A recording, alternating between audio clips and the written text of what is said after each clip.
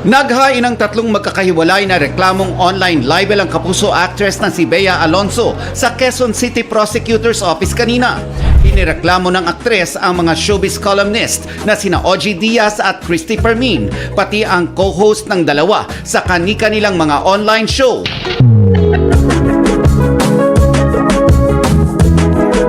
May 2, 2024 po, nang isampa ni Miss Bea Alonzo ang kasong cyber libel laban sa aming tatlo. Napakahaba na po ng panahon na yon, magdadalawang taon na sa darating na Mayo.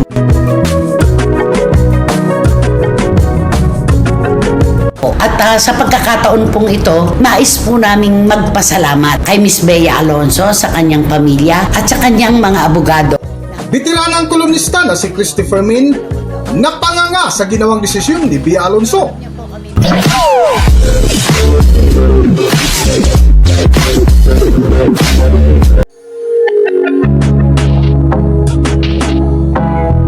Welcome back to Philippine Celebrity Broadcast.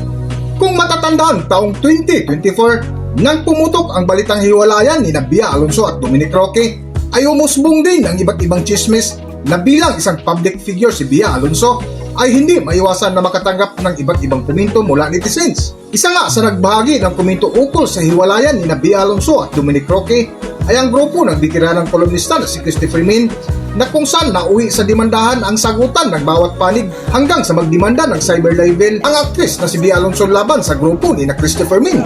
Naghain ng tatlong magkakahiwalay na reklamong online libel ang kapuso actress na si Bea Alonzo sa Quezon City Prosecutor's Office kanina. Inireklamo ng aktres ang mga showbiz columnist na sina Ogie Diaz at Christy Fermin, pati ang co-host ng dalawa sa kani-kanilang mga online show, at isang netizen na nagpanggap umano na malapit sa kanya. Sa complaint affidavit ng aktres, nakasaad na biktima siya ng mga mali, mapanira at malisyosong impormasyon na ikinalat niya ng tatlo. Kabilang dito ang anilay di tamang pagbabayad ng buwis ng aktres.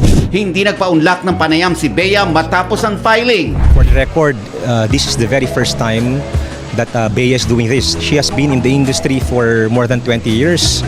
And yes, she was greatly devastated. She was affected by all these defamatory statements thrown against her. She asserted her right to proceed with this filing of criminal cases against the individuals responsible for making all these damaging statements against her.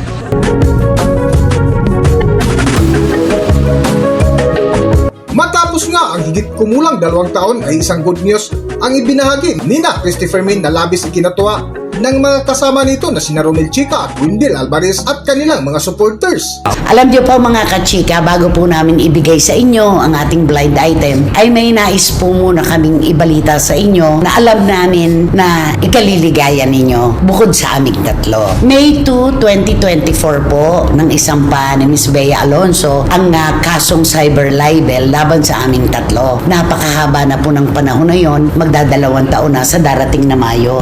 Diba? Pero alam niyo po, kami naniniwala talaga na yung pong komunikasyon, yung importansya ng komunikasyon, napakahalaga po sa anumang aspeto ng buhay. Natagalan, dumaan po kami sa mediation, nakapaglantad po ng kanyang sama ng loob si Bea Alonzo sa amin, at nauunawaan po namin yon dahil para sa isang artistang sikat na tulad niya, sa isang personalidad na nangarap, nagtagumpay, inalagaan ang kanyang imahe, natural lamang po siya ay nasaktan dun sa mga binitiwan naming salita dito sa SNN. Naglatag din po kami ng aming paliwanag. Ang sabi namin, ang aming trabaho po ay ganito. Nagbibigay kami ng opinyon, ng mga komento. Kakambal na po ng aming trabaho ang ganon na pagbibigay ng komento sa mga artista. Alam niyo po, noong una talaga, kaya nagtagal po itong problema namin. Hindi pa tayo nagtutugma no? Hindi pa nagkakatugma ang ating mga katwiran.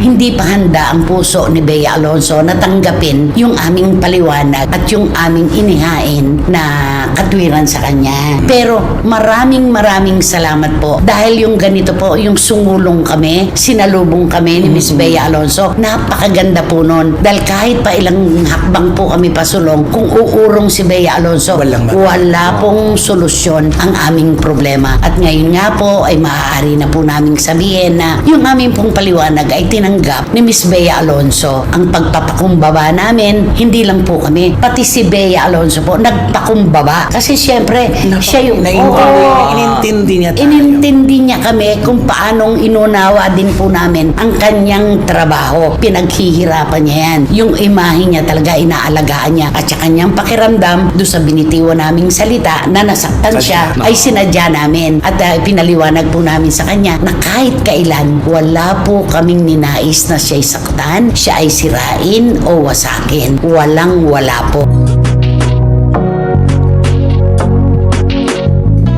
Sa dulo nga ng paksa ni Christopher Min ay labis ang pasasalamat ng batikang kolumnista, pati na rin ang mga kasama nito na sina Romel Chica at Wendell Alvarez na kung saan ibinandira sa kanilang talakayan ang balita na tuluyan nang inuurong ni Bea Alonso ang kasong cyber libel na inireklamo laban sa kanila noong May 2024. Para sa buong kwento, narito ating panurin at pakinggan ang video.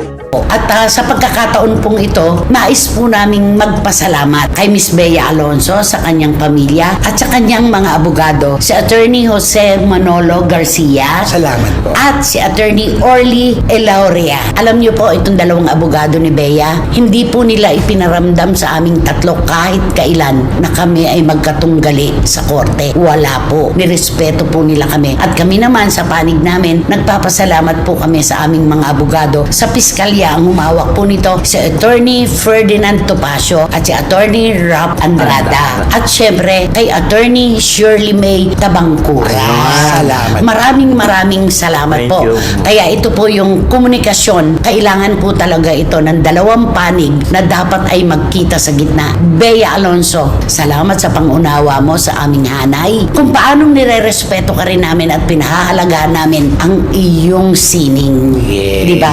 Ano masasabi mo, Wendell? Ay, simple, wala akong sabi kundi maraming salamat kay Miss Bea Alonso. At sa kanyang mga At sa abogado. kanyang mga abogado. O si Attorney Orly at saka si Attorney Jose, yung Guerra Law Office.